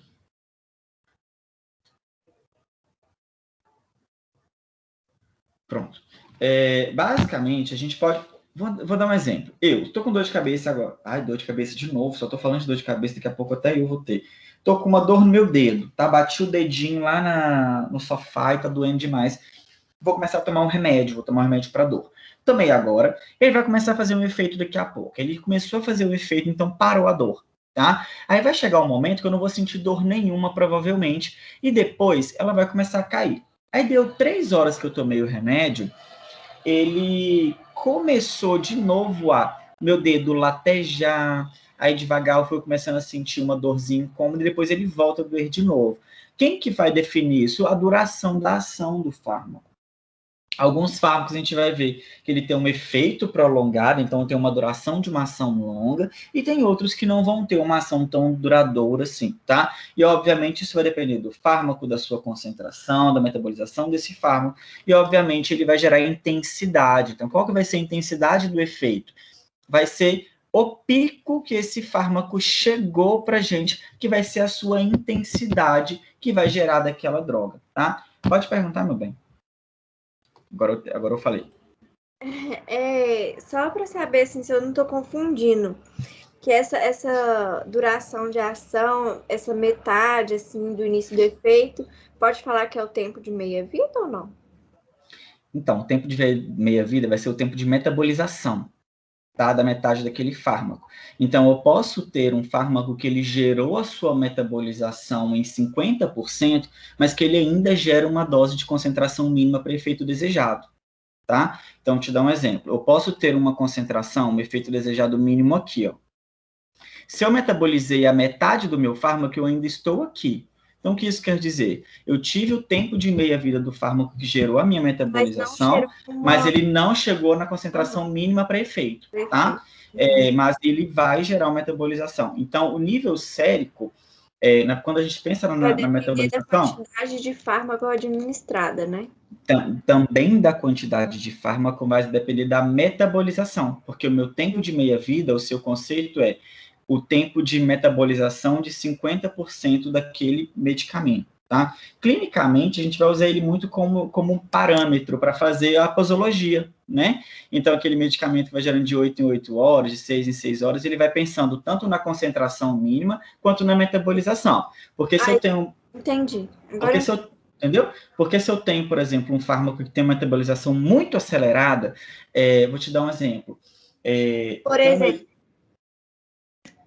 o fármaco já tem o tempo de meia-vida pré-estabelecido, e aí na hora da administração determina a posologia, a dose, e aí exatamente. Para saber a duração de ação, a duração da ação do fármaco, né? Isso, porque se eu tenho um fármaco, por exemplo, que um tempo de meia-vida muito curto, quer dizer o quê? Eu tenho um tempo de meia-vida muito rápido, quer dizer que o meu efeito vai cair muito rapidamente também. Uhum. É muito comum um paciente que tem alguma alteração, uma fibrilação atrial, por exemplo, a gente fazer alguns medicamentos para reverter esse paciente. E tem um medicamento específico, a amiodarona, que ela tem um efeito muito rápido. O tempo de meia-vida dela é de segundos. Quer dizer, eu administro rapidinho, ele gera efeito e já é metabolizado, tá? Então, quer dizer o quê? Eu tenho um medicamento que o seu tempo de meia-vida é rapidamente, que a sua metabolização ela é feita no plasma desse paciente. Então, ela gera efeito e é consumida.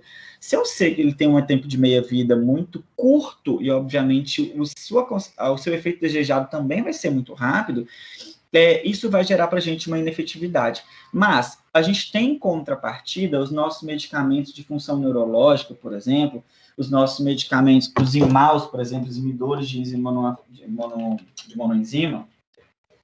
Quando esse medicamento ele pode ter um tempo de metabolização muito prolongado, tempo de meia-vida de 18 horas, de 20 horas, mas que a concentração mínima para efeito desejado dele vai ser muito alta. Então, vai precisar fazer muitas doses do medicamento, mesmo ele tendo uma metabolização muito longa, para chegar no efeito desejado e depois ajusta. É muito comum a gente ver clinicamente paciente, por exemplo, com tratamento de ansiedade, transtorno bipolar, pacientes com com tratamento de esquizofrenia, começa com uma dose alta, o que a gente entende como dose de ataque em alguns lugares, tá? Mas a gente começa com uma dose alta e depois vai vendo o paciente e fala assim, nossa, mas eu tô ficando muito sonolento, tô ficando muito isso, tô ficando muito aquilo. Aí depois reduz a dose porque ele vai chegando aos poucos naquele nível plasmático. Então, é mais devagar para isso ocorrer, tá? Mas ele pode ocorrer. Então, a gente vai pensar nesse nível daqui a pouquinho. Mas o que eu quero que vocês pensem? Nossa senhora, eu falei demais, eu não falei 1/3 da aula. O que eu quero que vocês pensem do nível sérico, tá? Principalmente o meu tempo e a sua relação com a minha via de administração. Por quê? A minha concentração plasmática, que eu não estou pensando que eu tenho que gerar um efeito desejado mínimo, então se eu tenho um paciente que é grave, eu posso fazer um medicamento que eu vou demorar a chegar no nível plasmático para ele? Não. Por que eu não posso? Porque esse medicamento ele tem que entrar em efeito agora, tá? Mas se eu estou somente com uma dorzinha de cabeça enjoadinha, eu não preciso fazer um medicamento que o seu nível plasmático vai chegar em 30 segundos para mim.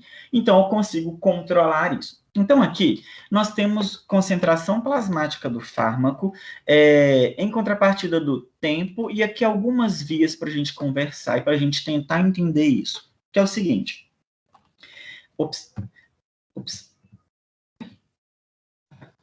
A minha primeira via que eu tenho aqui, o que eu tenho desenhado no meu gráfico? Eu tenho aqui uma concentração alta desse fármaco e depois ele fez uma curva para mim em ascendência? Não. Ele fez uma curva em descendência. O que isso quer dizer? Eu fiz a administração e esse fármaco foi caindo a sua concentração até ele não ter mais a concentração no sistema circulatório desse paciente.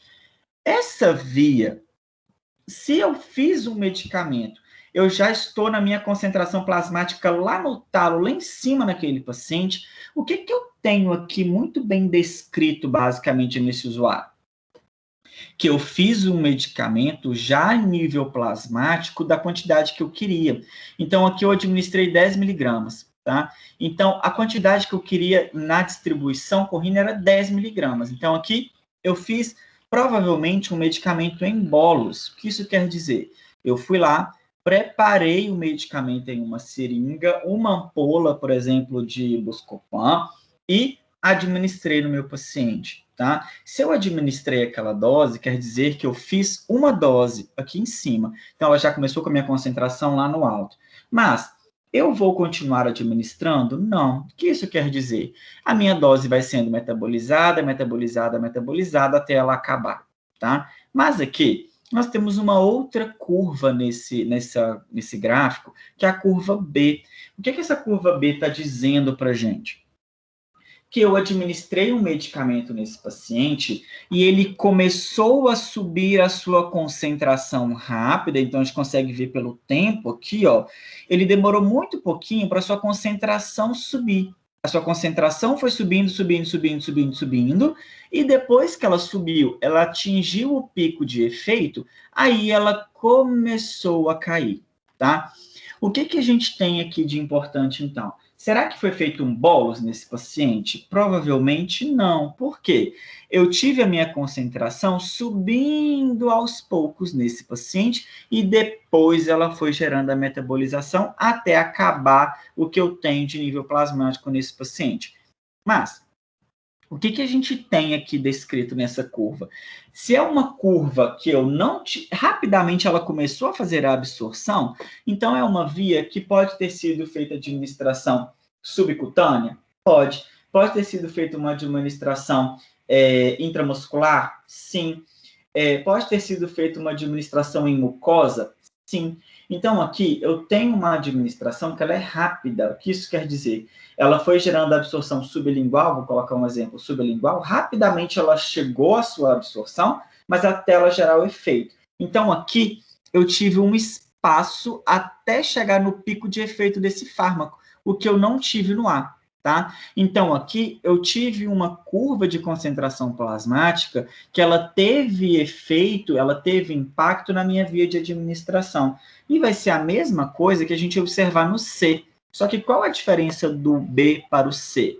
Aqui eu tive um tempo que eu não tive esse fármaco na minha circulação ainda. O que isso quer dizer? Eu recebi um fármaco em alguma via de administração que ela ainda demorou um tempinho para acessar a minha distribuição, para acessar a minha corrente sanguínea em um volume. Será que via, qual via pode ser essa? Tá? Pode ser uma via oral, por exemplo. Por que vai ser uma via oral? A via oral não preciso que esse medicamento chegue no meu estômago, faça desintegração, vai começar a absorção depois até chegar lá na minha distribuição. Então, eu tenho um tempinho. Esse gap aqui é o tempo que eu ainda não tenho o medicamento na minha circulação até ele gerar a minha distribuição e gerar o meu pico de efeito. Então, aqui é um medicamento que ele foi feito por via oral. Mas, obviamente, gente, esse tempo ele vai ter impacto de medicamento para medicamento. Por quê? A forma farmacêutica pode mudar.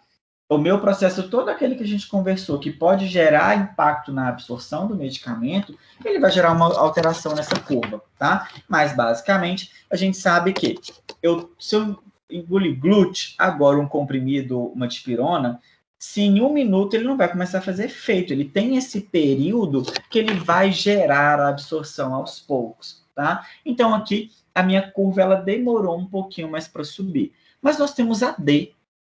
O que essa D está fazendo aqui?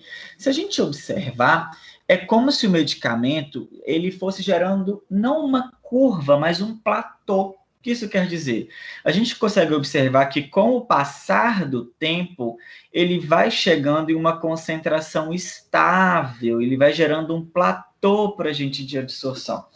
O que a gente tem nessa curva? Se o meu paciente, por exemplo, eu tenho um paciente com sepsis, meu paciente está grave, ele tem uma infecção generalizada, e essa infecção está gerando impacto para mim hemodinâmico no meu paciente. O coração daquele paciente não está funcionando direitinho.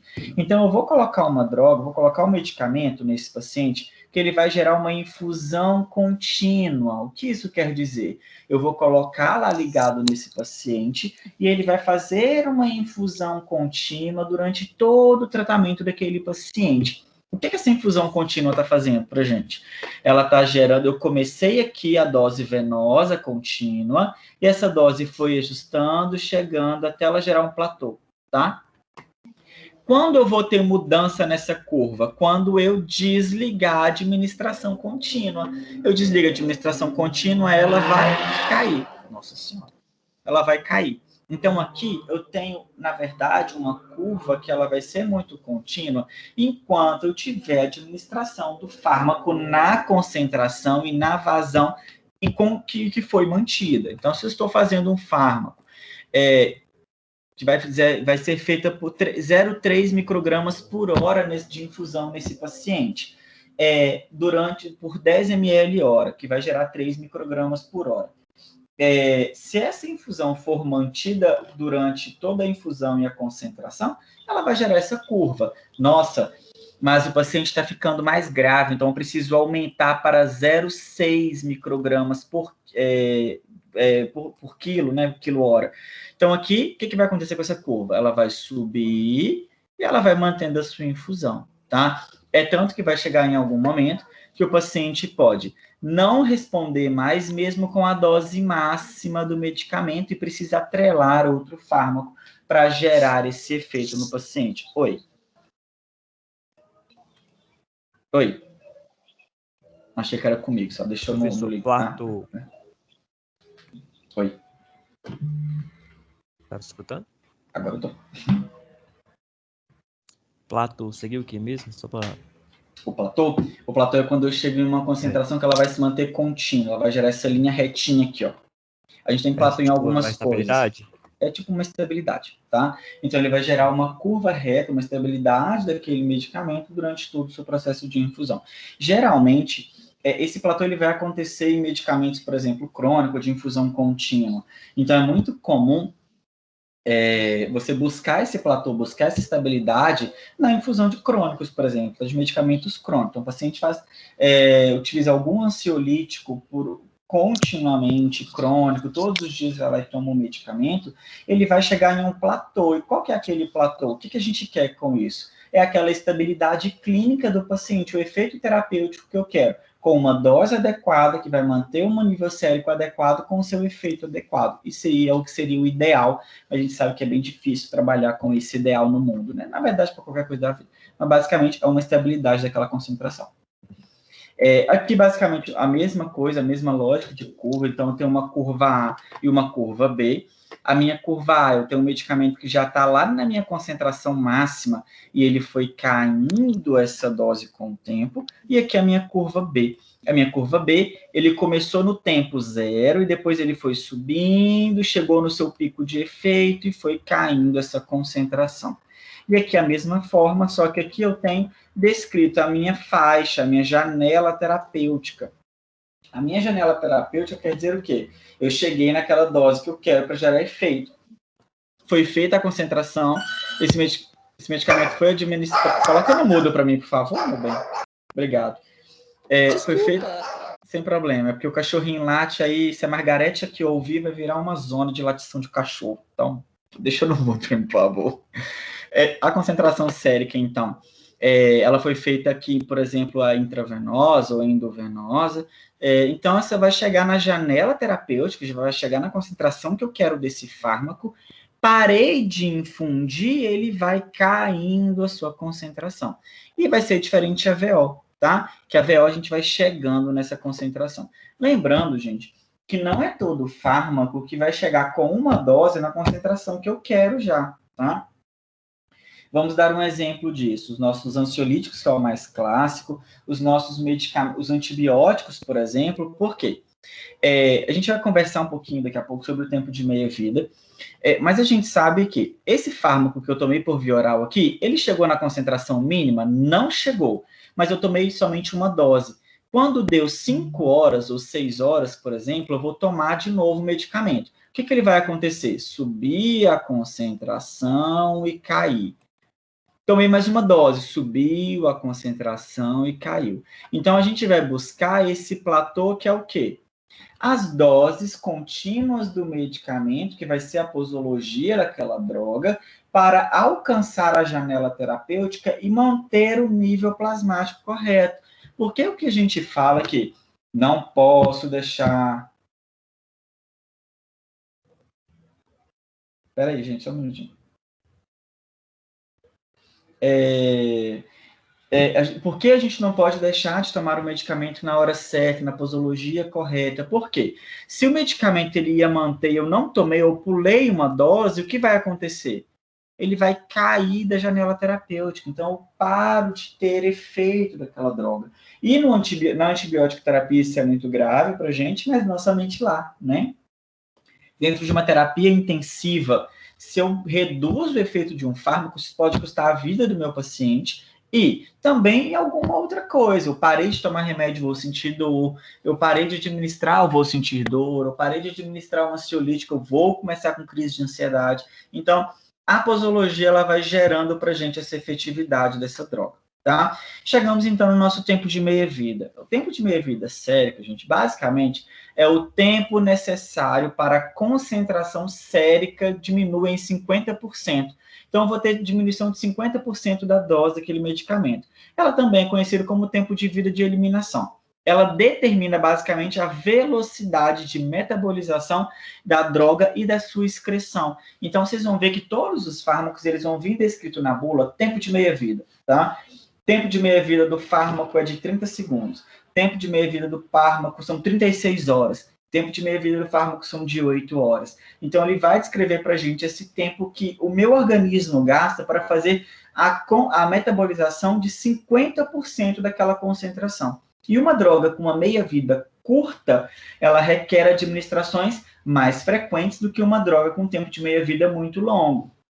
Então, medicamentos com tempo de meia-vida muito longo vão usar concentrações menores e administrações menores. Então, uma vez ao dia, 2 vezes ao dia, medicamentos com uma metabolização rápida, um tempo de meia-vida rápido, eles vão precisar de administrações mais frequentes, de 4 em 4 horas, de 6 em 6 horas, podendo chegar até uma concentração até menor do que isso, ou dose imediata dependente, você administra, vai metabolizar e acabou. Então, cada fármaco ele vai reagir de uma forma nesse manuseio, tá? Só, gente, existem algumas informações que seria, mas por que determinado fármaco ele vai afetar a função cardíaca? Mas por que o ciprofloxacin ele mata efetivamente bactéria? Mas por que alguns fármacos eles vão elevar a pA e outros vão reduzir? Daqui para frente, gente, a gente vai pensar no processo de fármaco receptor. Eu vou pensar no meu processo da minha fármaco com a minha droga, na minha interação em fármaco-receptor. Só que, gente, como vocês estão de cabeça?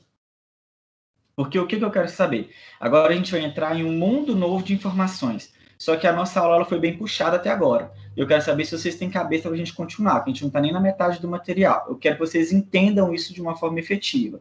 Tá tranquilo, a gente faz o intervalo e continua, a gente para aqui para vocês sedimentarem e a gente continua na nossa próxima semana. Eu separei 2 aulas para isso, essa semana e semana que vem. Como vocês estão?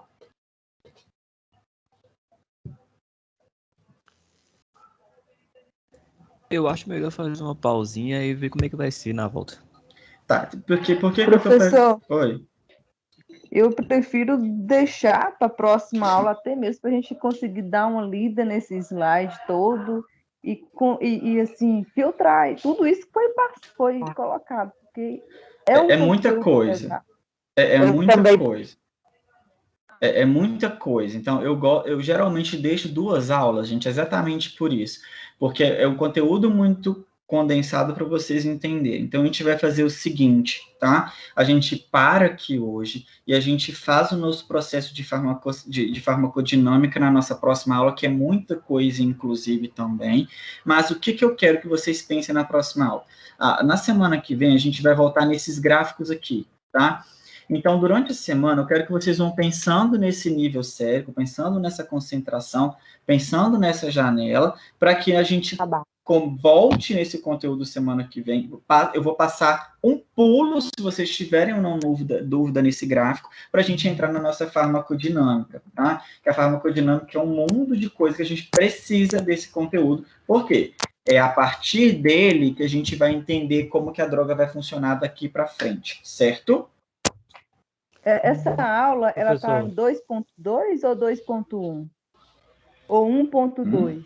Eu acho que é na 1.1 e 1.2. Eu acho que eu vou colocar essa aula lá para vocês, mas eu acho que ela é no Gente, como que é o nome? Porque eu comecei a fazer alguma atividade no AVA, não tem ela. Está mais ou menos baseado nessa aula de hoje. Mas ela está no tópico 1. Eu acho que é na 1.2, eu acho. Tá? É na 1.2 e 1.3. Oi. Ok. Professor, boa noite. Boa noite. Tudo bem que já foi decidido, mas às vezes, dependendo do aluno, que seria no meu caso, dá continuidade até mesmo por mais tempo, porque não quebra a linha de raciocínio. Não entendi. Pelo menos no meu caso. Não, eu entendi. Aqui pra gente, a gente não... Qual é o seu nome? Desculpe. Jonathan. Ô, Jonathan. Então, aqui, a gente, nas outras aulas, você vai ver que a gente não faz essa quebra, tá? Por quê? Nas outras, não adianta eu parar, por exemplo, em uma classe de fármaco com vocês. Se eu vou falar, por exemplo, de cardiotônicos, a gente vai fazer cardiotônico inteiro. Vocês podem estar desmaiando lá daí. O problema é de vocês, a gente vai fazer ele inteiro. Por quê? Se eu paro, realmente eu vou quebrar o conteúdo que vocês estão entendendo. Aqui, eles são conteúdos... A farmacodinâmica, ela vai se comportar de uma forma que a farmacocinética, ela vai ser diferente, basicamente, né?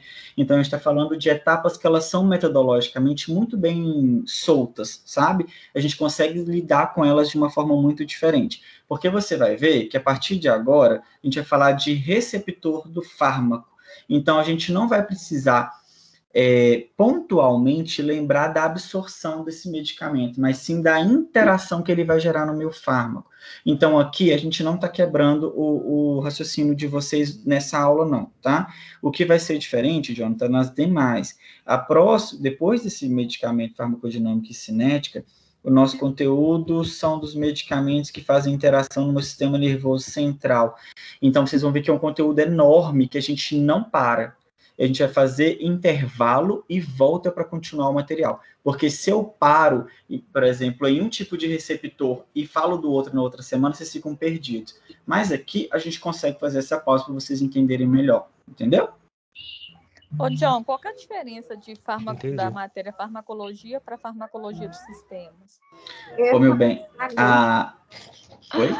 Eu ia falar sobre isso agora, que assim, tá bem tranquilo. Porque já vi farmacologia, tudo é bem similar, tipo assim, praticamente a mesma coisa. Eu também achei, para mim tá tranquilo. Tá, tipo assim... Provavelmente, para vocês da farmácia, o início da disciplina ele vai ser muito similar mesmo, tá? Porque na farmacologia, vocês também tiveram que passar por farmacodinâmica e cinética, interação farmacoreceptor e todo esse processo. Provavelmente... Uma parte, assim, desculpa te cortar, até mais aprofundada, de pKa. Sim. Essas coisas, assim, hidrofílico, hidrofóbico. Sim, é porque a disciplina de vocês lá na farmacologia, vocês têm farmacologia que é a parte muito densa de farmacologia de Hangdale mesmo, onde você vai ver estrutura, relação, correlação. Na farmacologia dos sistemas, a gente vai ver a parte mais clínica. Então, vocês vão ver que daqui para frente, assim, quando a gente entrar nos nossos medicamentos, a gente faz muita correlação clínica com aquele fármaco. Então, vocês vão ver, a gente vai falar de cardiotônico, então a gente vai trazer casos de medicamentos cardiotônico, clínica, utilização, produção, chato, né, entendeu? Professor? Só o início que é chato. Não é chato, não. Que eu gosto. Falei na brincadeira. Não é chato, não. O início é legal. Só que depois ela fica mais empolgante. Fica mais legal. Porque quando a gente falar, por exemplo, de cardiotônicos, a gente vai falar de medicamentos que geram alteração de bomba ejetora cardíaca, nós vamos conversar sobre alguma doença que vai trazer efetividade. Então, eu trago o aporte clínico de paciente para vocês. Quando a gente for falar de antibiótico-terapia, eu dividi em 2 aulas também, mas a gente vai trazer o tratamento daquele paciente, como ele vai fazer essa relação do fármaco com a minha alteração clínica naquele paciente. A farmacologia que vocês tiveram, ela foi muito mais específica do que essa matéria nossa. Essa matéria nossa, ela é muito mais uma relação com os sistemas e com o tratamento daquele paciente de uma forma ampla, tá? Então, para vocês da farmácia que já fizeram farmacologia, essa matéria vocês vão tirar de letra, tá? Que ela vai ser muito tranquila para vocês. Combinado? Combinado, então. Graças a Deus. Para mim tá tranquilo até agora. Não, mas ela vai ser, por enquanto, vai ser. Não, graças a Deus. Por enquanto vai ser. A parte boa, né? Desculpa? Nos bilhões de matérias que eu tô fazendo, pelo menos tem uma que é de boa. Mas essa matéria, eu fazia ela muito mais puxada, sabe? Muito mais apertada.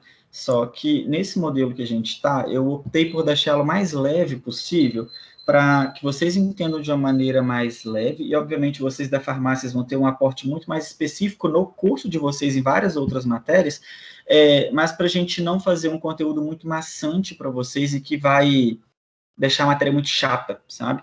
Então, eu gosto de deixar ela um pouco mais leve para a gente entendendo ela aos poucos, para a gente terminar a matéria entendendo como é esse fármaco na minha interação com sistemas e clinicamente.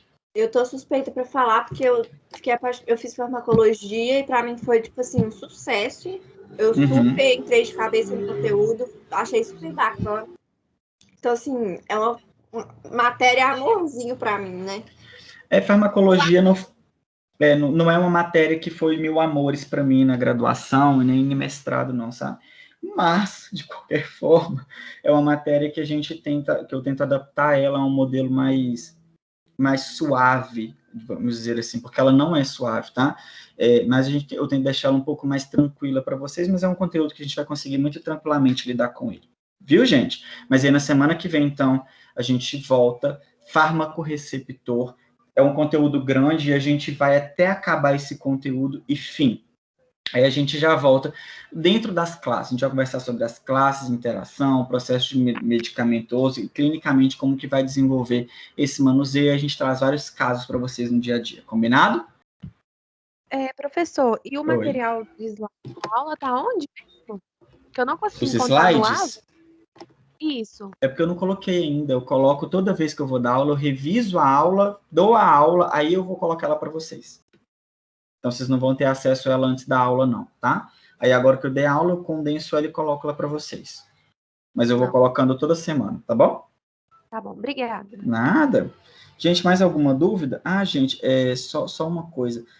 Alguém da farmácia, vocês são da mesma turma?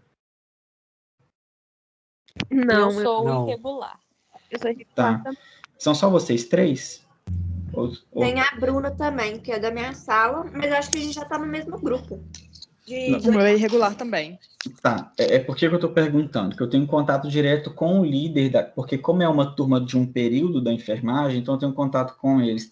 Se vocês tiverem alguma dúvida, manda e-mail para mim, se vocês quiserem criar um grupo de vocês de WhatsApp que estão fazendo essa matéria, e eu disponibilizo meu telefone para um aluno de vocês, para se vocês precisarem de dúvida, tá?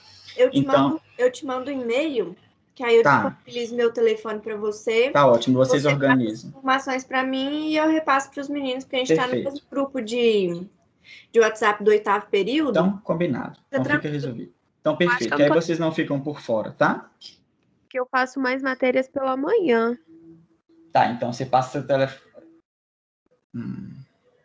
Tá, se você precisar de alguma coisa, você me manda um e-mail, pode perguntar. Você tem o telefone de alguém da noite? De ninguém. Não? Eu faço matéria de manhã e à noite. Nossa senhora. Tá, então vamos fazer o seguinte.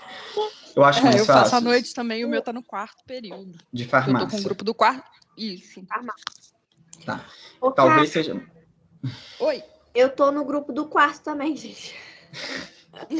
Os irregulares vão se achar por aí, né? Assim, a pessoa que ela é irregular, ela tá, tipo assim, em grupo... Do 1º ao 10º período. Exatamente. Eu tô no grupo do 4º período, você manda uma mensagem lá que eu te respondo. Pode deixar. Acho que pode ser interessante. A gente faz um grupo de farmácia, de farmacologia dos sistemas. Que aí é fácil para vocês, se vocês precisarem de alguma coisa, fica mais fácil para vocês entrarem em contato entre vocês, tá? Porque para enfermagem é fácil, mas como vocês são soltos da farmácia, só para vocês não ficarem soltos, tá? Me manda um e-mail que eu mando meu telefone lá para vocês, e aí vocês vão se organizando durante o semestre, combinado? Combinado. Então, combinado, gente. Tchauzinho, até semana que vem, viu? Boa noite. Tchau. Boa noite. Tchau.